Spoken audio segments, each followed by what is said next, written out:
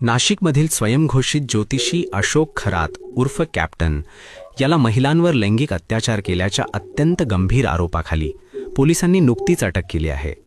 या खळबळजनक घटनेनंतर आता राज्याच्या राजकारणात मोठे वादळ निर्माण झाले आहे।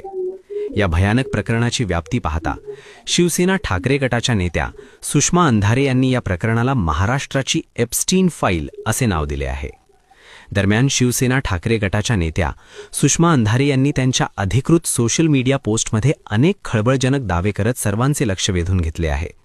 त्यांनी स्पष्ट केले की नाशिक पोलिसांनी अशोक खरात याला अटक केली असून त्याच्याकडून जप्त करण्यात आलेल्या एका पेनड्राईव्हमध्ये तब्बल 58 व्हिडिओ आढळून आले आहेत।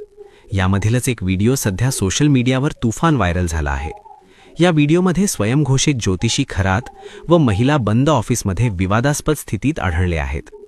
या स्वयंघोषित ज्योतिषाच्या दरबारात नेहमीच अनेक बड्या राजकीय नेत्यांची उठबस असायची।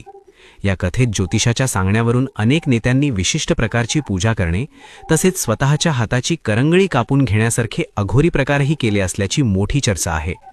दरम्यान हे ऑफिस कोणाचे, व्हिडिओमध्ये दिसणारी संबंधित महिला कोण, या व्हिडिओमध्ये ऑफिसच्या बाहेर वेटिंग एरियामध्ये दिसणारे लोक कोण, असे अनेक प्रश्न या निमित्ताने उपस्थित झाले आहेत।